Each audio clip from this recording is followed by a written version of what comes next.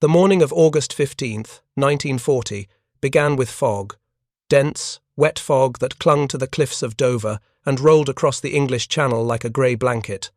At the Chain Home radar station at Ventnor on the Isle of Wight, leading aircraft woman Elizabeth Cowmeadow sat before her cathode ray tube in a wooden hut that smelled of damp timber and electrical equipment. The oscilloscope screen glowed green in the dim light. She had been on duty since 0400 hours, watching the wavering line that represented emptiness, the Channel, the edge of France beyond. Her eyes ached from concentration. The fog meant visual observers were useless. Everything depended on what appeared on that small glass screen in front of her. At 0730 hours, the trace changed. A spike appeared on the oscilloscope, then another, then a cluster. Cowmeadow's hand moved to the telephone without conscious thought. Her voice was steady as she reported the contact. Multiple. Aircraft. Bearing 095 degrees. Range approximately 100 miles. Altitude estimated 15,000 feet. She paused, counting the pulses, estimating. Formation strength. 50 plus. Possibly considerably more. If you're enjoying this deep dive into the story, hit the subscribe button and let us know in the comments from where in the world you are watching from today. The report went through established channels.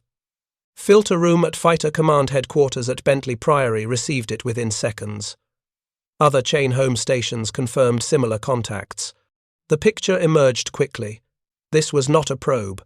This was not a reconnaissance flight. Multiple large formations were assembling over France and beginning their approach across the Channel. The Luftwaffe was coming in strength, and they were coming through fog that would have grounded defenders in any previous war. But this was August 1940.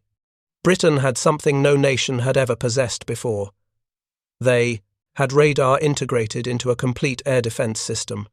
They had the ability to see through fog, through clouds, through darkness. They had approximately 20 minutes to respond. And in those 20 minutes, a question that had haunted military planners for 2 decades would finally receive its answer. Could air defense actually work? The question was not trivial. It represented the central military problem of the era. For 20 years, strategists had operated under an assumption that seemed unassailable, an assumption that had shaped doctrine, driven budgets, and terrified civilian populations. Stanley Baldwin, speaking in the House of Commons in 1932, had articulated it with brutal clarity. The bomber will always get through. This was not defeatism. This was mathematics. Bombers of the 1930s could fly at 15,000 feet or higher.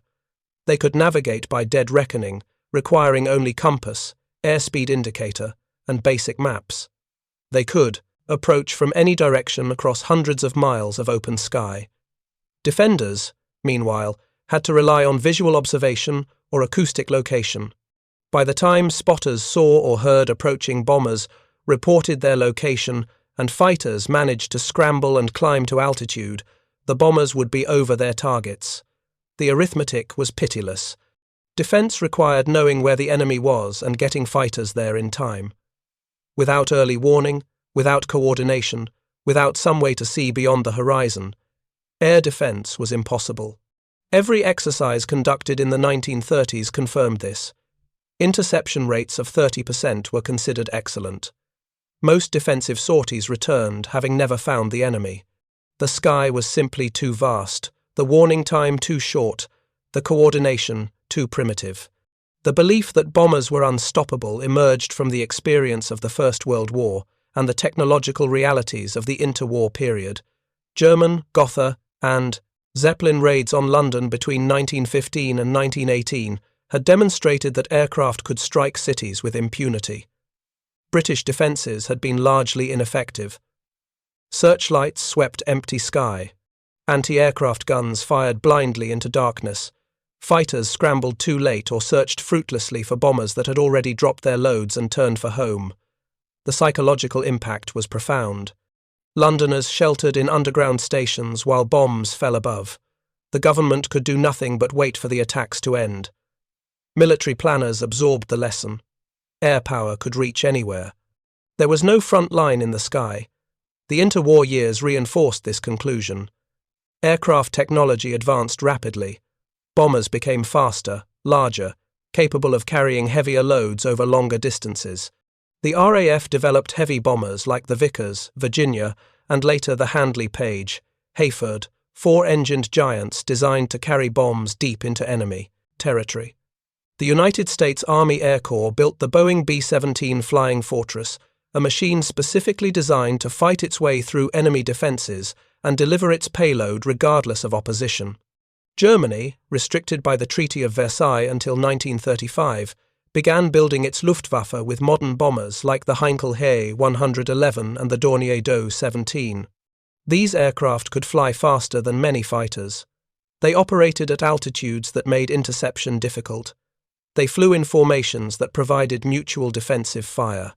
The strategic bomber became the dominant weapon of the era, the equivalent of the battleship at sea, the instrument that would decide future wars. Fighter defenses, meanwhile, seemed hopelessly inadequate. The problem was information. A fighter pilot needed to know where the enemy bombers were, how high they were flying, what direction they were heading, and he needed this information with enough advance warning to climb to an advantageous position. Without this information, fighters flew blind. Standing patrols were exhausting and inefficient. Pilots spent hours in the air, burning fuel and wearing themselves out, hoping to stumble across enemy formations by chance. Ground-based observation posts could only see aircraft when they were already overhead. Acoustic location equipment, which attempted to detect aircraft by the sound of their engines, had effective ranges measured in single-digit miles under ideal conditions. In practice, wind, weather, and background noise made it nearly useless. By the time acoustic detectors heard bombers approaching, those bombers were minutes from their targets. There was no time to scramble fighters, no time to climb, no time to intercept. Exercises conducted throughout the 1930s confirmed the hopelessness of air defence. In 1934, the British Air Defence of Great Britain organisation conducted extensive trials. Bombers approached, from various directions. Defenders used every available technique: visual observers, acoustic detection, standing patrols, and coordination through telephone networks. The results were dismal. Most bomber formations reached their targets unopposed. When fighters did find bombers, it was usually by accident. The conclusion seemed inescapable. In any future war, cities would burn. Civilian casualties would be catastrophic. Air raids would shatter morale and cripple industrial capacity. There was no defence. The bomber would always get through. This terrifying reality drove British military planners to desperation. Britain was uniquely vulnerable. The island nation sat less than 100 miles from continental Europe. German bombers based in France could reach London in less than 30 minutes. The Royal Air Force had excellent fighters. The Hawker Hurricane and the Supermarine Spitfire were among the finest aircraft in the world. But without early warning, without some way to detect raids while they were still forming over France, these fighters would be useless. They would scramble too late, climb too slowly, arrive at empty sky, while bombs fell on airfields and cities below. The mathematics were brutal and non-negotiable. A Spitfire needed approximately 13 minutes to scramble and climb to 20,000 feet. A Hurricane needed 16 minutes. German bombers, once they crossed the French coast, needed approximately 20 minutes to reach targets in southeast England. That left at best a 4-minute margin. 4 minutes to detect the raid, identify its size and direction, decide which squadrons to scramble, telephone the order to the appropriate airfields, and get pilots into their aircraft. It was impossible, unless someone invented a way to see farther. In January 1935, the Air Ministry established the Committee for the Scientific Survey of Air Defence, known as the Tizard Committee, after its chairman, Henry Tizard. The committee's mandate was to explore any technology, however speculative, that might provide early warning of air attack. One proposal suggested using powerful radio transmitters to create a death ray that would ignite fuel in aircraft engines or boil the blood of aircrews. The idea was not as absurd as it sounds. Radio waves carried energy. Sufficient energy, concentrated in a tight beam, might theoretically cause physical damage. The committee asked Robert Watson Watt, superintendent of the radio research station at Slough, to evaluate the feasibility. Watson Watt assigned the calculations to his scientific assistant, Arnold Wilkins. Wilkins worked through the mathematics. The numbers were unambiguous. Creating a death ray would require radio transmitters of such immense power that they could not possibly be built with existing technology. The energy required to affect a target at useful ranges was orders of magnitude beyond anything achievable. The death ray was impossible. But Wilkins mentioned something else to Watson Watt. Radio operators at the British Broadcasting Corporation had reported that their signals were sometimes disturbed when aircraft flew near the BBC's transmitting towers. The disturbance was caused by radio waves reflecting off the metal aircraft. Wilkins suggested that if you could detect these reflections, you could detect the aircraft. Watson Watt immediately grasped the significance. If radio waves bounced off aircraft, those reflections could be measured. The time between transmitting a pulse and receiving its echo would give the range. The direction of the echo would give bearing. You could, in theory, track aircraft at distances far beyond visual or acoustic range. You could see through fog, through clouds, through darkness. You could detect raids while they were still forming over enemy territory, providing the early warning that air defense required. On February 26, 1935, Watson Watt and his team conducted a demonstration. They positioned a radio receiver in a field near Daventry. A BBC shortwave transmitter 8 miles away provided the radio signal. A Handley Page Hayford bomber from the Royal Air Force flew a predetermined course. As the bomber approached, the receiver picked up reflections of the BBC signal bouncing off the aircraft's metal structure. The reflections appeared as distinctive pulses on a cathode ray oscilloscope. The system detected the bomber at a range of 8 miles. It was crude, unreliable, and required carefully positioned equipment, but it worked. Radio Detection and Finding, RDF, later called radar, was born. The demonstration at Daventry proved the concept. Turning it into an operational system required 18 months of intensive development. Watson Watt and his team moved to Orford Ness on the Suffolk coast, where they had space to build experimental equipment and test it against aircraft flying over the North Sea. The first challenge was range. The BBC transmitter used for the Daventry test was weak and not designed for detection work. Watson Watt needed powerful dedicated transmitters that could send radio pulses far enough to provide useful early warning. Engineer Edward George Bowen developed a pulse transmitter operating at a wavelength of approximately 13 meters. The transmitter fired short bursts of radio energy, then switched off while a separate receiver listened for echoes. By measuring the time between transmission and reception, operators could calculate range with reasonable accuracy. By June 1935, the Orford Ness experimental system could detect aircraft at 17 miles. Further development pushed this to 40 miles, then 60, then beyond. The Air Ministry, watching the progress, made a decision that would prove decisive.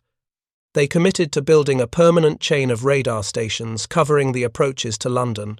The first station was constructed at Bordsey Manor in Suffolk, handed over to the Royal Air Force in May 1937. It became operational in 1938. The station consisted of 4 steel towers, each 350 feet tall, arranged in a line parallel to the coast. The towers supported transmitting antennas that broadcast powerful pulses of 13-meter wavelength radio energy out over the North Sea. 4 shorter towers, 240 feet tall, held receiving antennas that listened for echoes bouncing back from aircraft. Inside wooden huts at the base of the towers, operators watched cathode ray oscilloscopes, measuring the time delay of returning signals and estimating ranges. The system was crude by later standards. The oscilloscope display showed a single line with spikes indicating targets. Operators had to interpret these spikes, estimating how many aircraft were present based on the strength and pattern of returns. Height finding was difficult and imprecise, achieved by comparing signals from antennas at different elevations. The equipment was temperamental, requiring constant adjustment and maintenance. But it worked. Chain home stations could detect aircraft at ranges exceeding 100 miles under favourable conditions. More stations followed. By September 1939, when war began, 21 chain home stations covered Britain's eastern and southern coasts from Southampton to the Firth of Forth. Each station operated continuously, transmitters pulsing, receivers listening, operators watching their screens for the telltale spikes that indicated aircraft. The operators were primarily women of the Women's Auxiliary Air Force, the WAAF. They received training in radar operation, learning to interpret the cryptic traces on cathode ray tubes, to estimate ranges and bearings, to distinguish between single aircraft and large formations. The work required intense concentration. The green glow of the oscilloscope was dim. The traces were faint. Operators stared at their screens for hours, watching for changes in patterns that might indicate hostile aircraft. They worked 4-hour shifts because longer periods degraded accuracy. Fatigue caused mistakes. Mistakes meant bombers going undetected. The WAAF operators understood what depended on their vigilance. If they missed a formation, if they misread the range, if they failed to report quickly enough, British fighters would scramble too late or not at all. Cities would burn, people would die. But detecting aircraft was only half the problem. The information had to reach someone who could act on it. In early tests, radar stations simply telephoned their local fighter base with reports. The results were chaos. Multiple stations reported the same formations, creating confusion about how many aircraft were actually approaching. Reports conflicted. Controllers received too much information, often contradictory, and couldn't process it quickly enough. In a 1937 exercise at Bawdsey, Air Chief Marshal Hugh Dowding, commander of Fighter Command, watched ground controllers struggle to direct fighters toward incoming bombers. He could hear the bombers passing overhead, while controllers were still trying to establish where they were. The technology worked, but the system for using it did not. Dowding recognized that the problem was organizational, not technical. Radar provided information, but that information needed filtering, coordination, and rapid dissemination to the people who could act on it. He designed what became known as the Dowding system, an integrated command and control network that revolutionized air defense. The system worked through layers. Chain home stations detected aircraft and immediately telephoned their reports to the filter room at Fighter Command headquarters at Bentley Priory near London. The filter room staff, mostly WAAF personnel, plotted these reports on a large table map using coloured counters. They cross-referenced reports from multiple stations, eliminating duplicates, resolving conflicts. The filtered information, now showing a clearer picture of actual enemy formations, went to the operations room at Fighter Command headquarters, where senior controllers assessed the overall situation. Fighter Command divided Britain into 4 groups, each responsible for defending a geographic area. 11 Group under Air Vice Marshal Keith Park covered London and South East England, the most threatened region. 12 Group under Air Vice Marshal Trafford Leigh-Mallory covered the Midlands and East Anglia. 10 Group covered South West England and Wales. 13 Group covered Northern England and Scotland. Each group had its own operations room with plotting tables and controllers. The Fighter Command operations room forwarded relevant information to the appropriate groups. Group controllers decided which squadrons to scramble and telephoned orders to sector stations, the actual fighter airfields. Sector controllers then ordered specific squadrons into the air and, once airborne, directed them by radio toward incoming raids. The entire process, from initial radar detection to scramble order reaching a squadron, was designed to take 4 minutes. 4 minutes to detect, filter, assess, decide, and communicate. It required precision, discipline, and extensive training. Telephone operators had to connect calls instantly. Filter room staff had to plot tracks accurately without delay. Controllers had to make rapid decisions based on incomplete information. Any breakdown in the chain meant lost time, and lost time meant bombers reaching their targets unopposed. The system was tested extensively in exercises throughout 1938 and 1939. Controllers learned to read the plotting tables, to estimate formation sizes and likely targets, to vector fighters efficiently.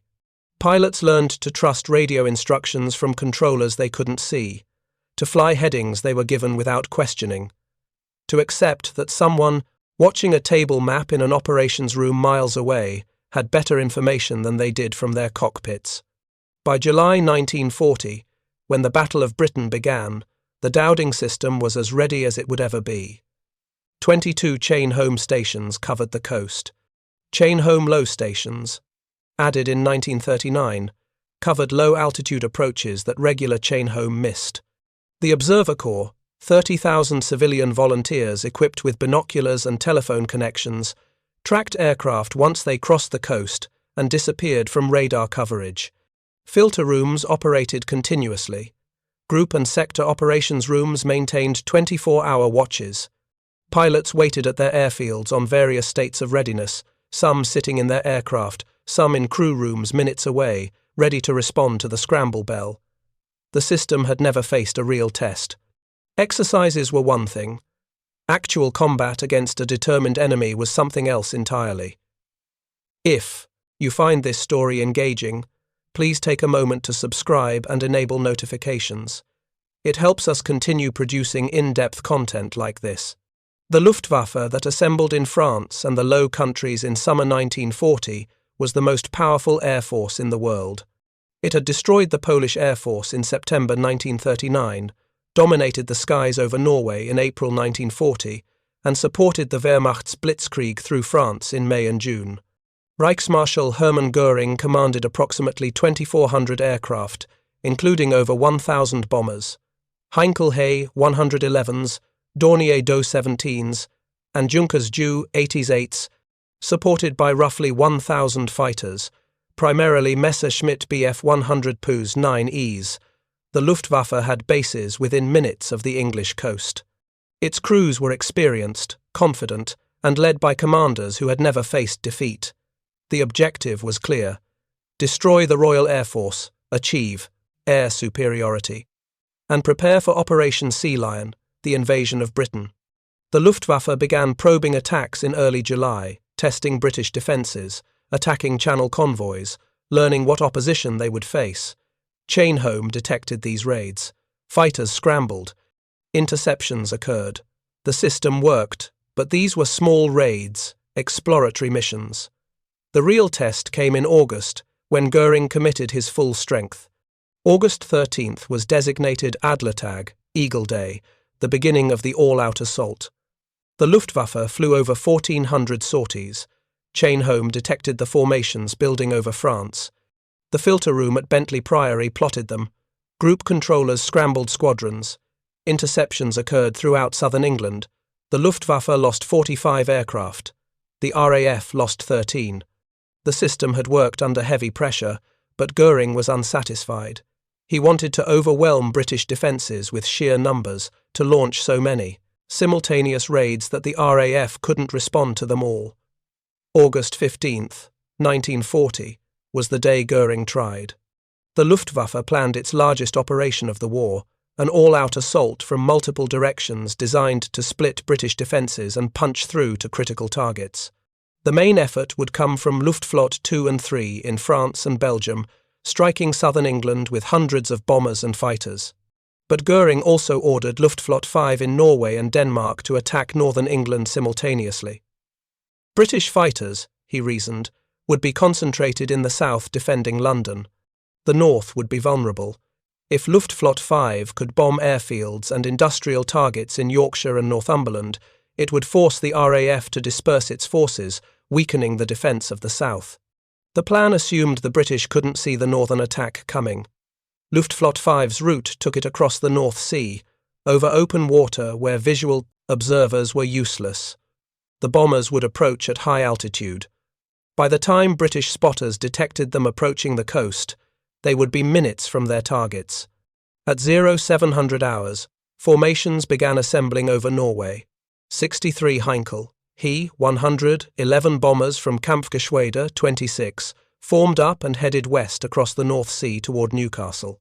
50 Junkers-Ju, 88 bombers from Kampfgeschwader, 30 assembled further north, targeting airfields near Edinburgh. The bomber crews expected surprise. They expected to hit their targets before British fighters could respond. What they did not expect was that their formations had been detected the moment they left the Norwegian coast. Chain home stations at Danby Beacon in Yorkshire and Ottercop's Moss in Northumberland picked up the raids at ranges exceeding 100 miles. The traces on the oscilloscopes were clear. Large formations, high altitude, heading west. The WAAF operators reported immediately. The filter room at Bentley Priory correlated the reports. This was not a probe. This was a major assault from an unexpected direction. The information went to 13 Group covering northern England. 13 Group controllers assessed the situation. The German formations were still 70 miles from the coast. At their current speed, they would reach landfall in approximately 12 minutes. They would reach inland targets in 20 minutes. There was time. Group controllers telephoned sector stations at RAF Acklington, RAF Catterick, and RAF Usworth. The scramble bells rang. Pilots ran to their aircraft. Hurricanes and Spitfires roared down runways and climbed into the morning sky. The German bomber crews flying west across the North Sea had no idea they were being tracked. Luftwaffe intelligence had identified the tall steel towers of chain home stations along the British coast, but German commanders fundamentally misunderstood their purpose. Some thought they were radio navigation aids. Others believed they were part of Britain's electrical grid. The concept of radar-directed fighter interception seemed too sophisticated, too organisationally complex to be real. German air defence relied on visual spotting and acoustic detection supplemented by their own radar systems, but they had never integrated these technologies into a unified command network. The idea that British controllers sitting in operations rooms miles inland could track German formations over the North Sea and direct fighters to intercept them with precision seemed implausible. Goering's planners had assured the bomber crews that surprise was certain. The British could not possibly detect raids approaching from Norway. At 0745, approximately 60 miles from the English coast, the Heinkel crews began to notice something wrong. Fighter contrails appeared ahead and above them. Spitfires from 72 Squadron and Hurricanes from 79 Squadron had climbed to altitude and positioned themselves between the bomber formation and their targets. The Germans had been intercepted before reaching the coast. This was supposed to be impossible. The bomber formations were still over open water. There were no British ships below that could have spotted them. The weather was poor, clouds and haze making visual observation difficult even at close range. Yet somehow British fighters were waiting in exactly the right place. The interception was devastating. British fighters attacked from advantageous positions, diving from above, striking the bomber formations before their fighter escorts could react. The Heinkels had minimal defensive armament, relying on speed and altitude for protection. Against fighters that had climbed to meet them, these advantages meant nothing. The Junkers formation, approaching from further north, met similar opposition. Spitfires from 41 Squadron and 605 Squadron intercepted them over the coast. The German crews, expecting to approach their targets unopposed, found themselves fighting for survival before they had even reached land. The bombers scattered. Some dropped their loads randomly and turned for home. Others pressed on toward their assigned targets, but faced continuous harassment from British fighters. Anti-aircraft guns, alerted by the radar warnings, were ready and waiting. Searchlights tracked the bombers despite daylight haze. The Germans achieved nothing. Their bombs fell on empty fields or missed airfields entirely. Not a single British fighter was destroyed on the ground. Not one critical facility was damaged. And the Luftwaffe paid heavily. Of the 63 Heinkels from Kampfgeschwader 26, 8 were shot down. Of the 50 Junkers from Kampfgeschwader 30, 7 were lost. Multiple other aircraft returned with severe damage and wounded crew. The northern attack, planned as a surprise stroke that would force the RAF to disperse its defences, had failed completely. In southern England, similar scenes unfolded throughout the day. Multiple large formations approached from France. Chain home detected every one. The filter room plotted them, Group controllers scrambled appropriate forces. 11 Group under Keith Park sent up squadron after squadron, vectoring them toward the incoming raids with precision. The Luftwaffe flew over 1,800 sorties on August 15th. The RAF flew nearly 1,000 in response. The Germans expected to overwhelm British defences through sheer numbers. Instead, they found British fighters waiting at nearly every interception point. The RAF achieved interception rates approaching 90%. Almost every German formation encountered opposition. Almost every raid faced fighters positioned advantageously. The Luftwaffe lost 75 aircraft that day, the highest single-day loss of the entire Battle of Britain. The RAF lost 34 fighters but saved 21 pilots. The mathematics of attrition were turning against Germany. Luftwaffe. Intelligence officers debriefing returning crews heard consistent reports. British fighters appeared at the right altitude in the right place at the right time. The interceptions seemed premeditated rather than chance encounters. Some German pilots suggested the British must have spies reporting takeoffs from French and Norwegian bases. Others proposed that British fighters were simply maintaining constant standing patrols, though this explanation failed to account for why the fighters were always at optimal altitude and position. The correct explanation, that Britain had integrated radar detection with ground-controlled interception, was briefly considered and largely dismissed as too complex. German military intelligence did know about Chain Home. Luftwaffe reconnaissance flights had photographed the distinctive tall towers. In May 1939, the German airship Graf Zeppelin II had flown along Britain's east coast carrying radio detection equipment, attempting to intercept and analyse British radar signals. The mission detected some transmissions, but the equipment was faulty and investigators couldn't determine what they were hearing. A second mission, in August 1939, weeks before the war began, detected nothing because the Chain Home station being monitored was temporarily shut down for repairs. German engineers knew Britain had radar. What they failed to grasp was the organisational system supporting it. They did not understand the Dowding system. They did not comprehend that every radar station was connected by dedicated telephone lines to a central filter room that correlated and analysed reports. They did not realise that filtered information flowed to group operations rooms and sector stations through a carefully designed hierarchy. They did not appreciate that British controllers could vector fighters by radio to specific interception points based on real-time tracking of both friendly and hostile aircraft. This failure of understanding had consequences. When Goering assessed why his August 15th attack failed, he blamed poor tactics, inadequate fighter escort, and stronger than expected British fighter strength. He did not blame his lack of an integrated air defence system because he did not understand that such a system existed. German attacks on Chain Home stations during the Battle of Britain were half-hearted and ineffective. The Ventnor station on the Isle of Wight was bombed on August 12th and put out of action for 11 days. But neighbouring stations immediately took over its coverage sector and operations continued with minimal disruption. The Germans, not realising how critical the radar stations were to British defence, shifted their focus to bombing airfields and aircraft factories. This decision, made in ignorance of how the British system actually worked, was among the most significant strategic errors of the campaign. British commanders, meanwhile, were learning to trust the system completely. In the first weeks of the battle, some sector controllers had been reluctant to rely entirely on radar information, preferring to supplement it with visual reports from the Observer Corps. By mid-August, they had complete confidence.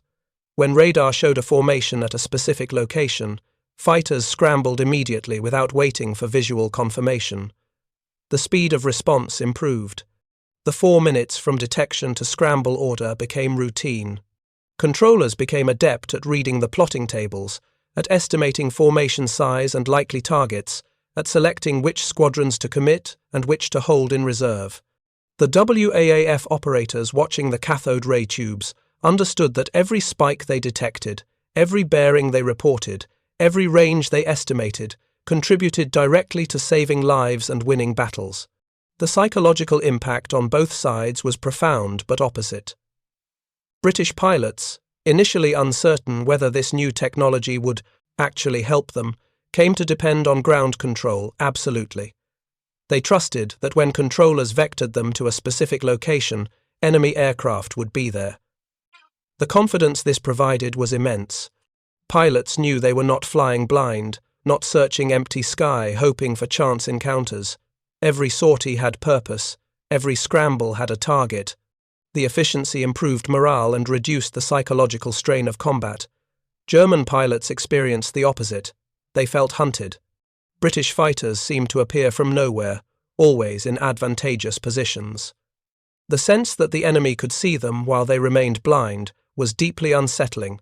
Some Luftwaffe crews began to suspect that every raid was observed from takeoff, that nothing they did went undetected, that the British possessed some form of technological superiority that rendered German tactics obsolete.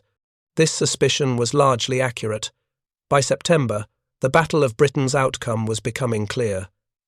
The Luftwaffe could not achieve air superiority. British Fighter Command, despite heavy losses, remained an effective fighting force.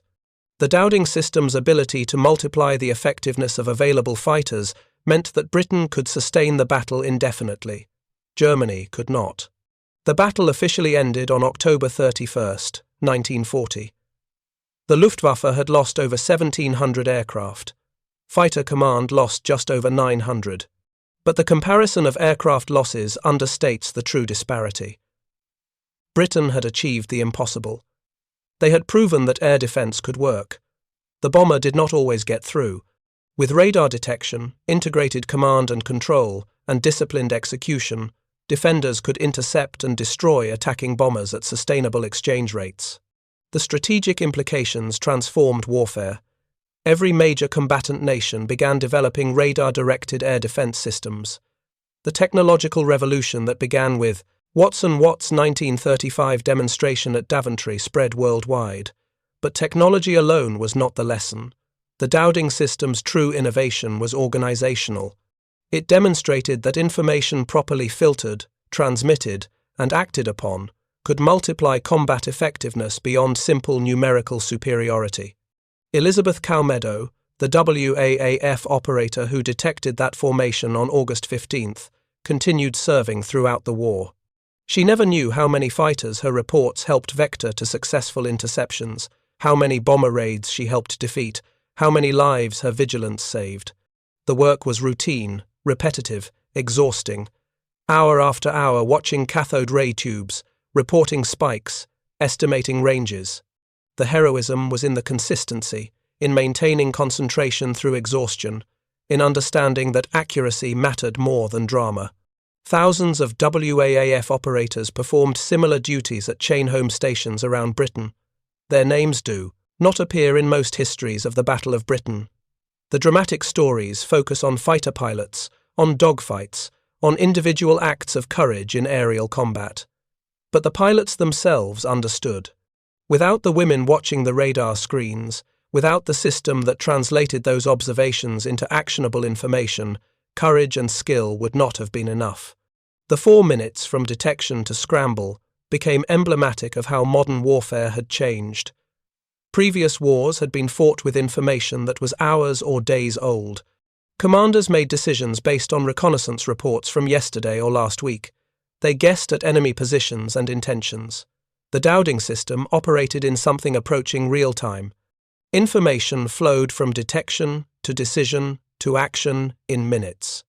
This compression of the decision cycle, what modern military theorists call the OODA loop, observe, orient, decide, act, provided decisive advantage. The side that completes the cycle faster controls the battle. Britain completed it in 4 minutes. Germany had no comparable cycle at all. Their bombers flew to predetermined targets based on intelligence that was often outdated. Their fighters escorted bombers without knowing where British defenders were positioned. They reacted to situations rather than shaping them. In military terms, they were inside the British decision cycle, always responding, never initiating, perpetually surprised by opposition that seemed prescient.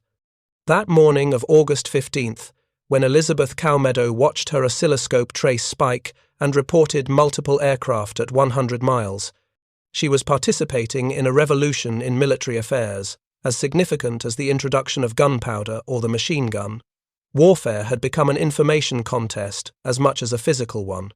The side that saw farther, processed information faster, and acted more decisively held advantages that raw numbers could not overcome. The Luftwaffe learned this through defeat.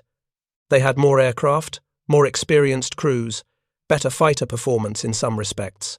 They lost because they were fighting blind against an enemy who could see. The fog that covered the channel that morning was irrelevant to chain-home radar. Weather did not matter. Darkness did not matter. The electromagnetic spectrum revealed what human eyes could not detect. And the organization to exploit that revelation, the Dowding system with its filters and groups and sectors and telephone networks and trained operators and disciplined controllers, turned detection into victory. The battle that day, and throughout that summer and autumn, answered the question military planners had debated for 2 decades. Could air defense work? Yes. With the right technology, the right organization, the right training, and the right discipline, defenders could defeat attackers. The bomber would not always get through. The sky was no longer an undefended highway to enemy cities. And the proof came not from some revolutionary weapon, not from superior courage or numbers, but from something more subtle and more powerful. Information, processed quickly, distributed efficiently, and acted upon decisively, had become the decisive weapon of modern war. 50 bombers approaching through fog were no longer invisible. A radar operator watching an oscilloscope could see them 100 miles away, and 4 minutes later, fighters were scrambling to meet them. That was the revolution. That was how one operator, one system, and 4 minutes changed warfare forever. Thank you for watching. For more detailed historical breakdowns, check out the other videos on your screen now, and don't forget to subscribe.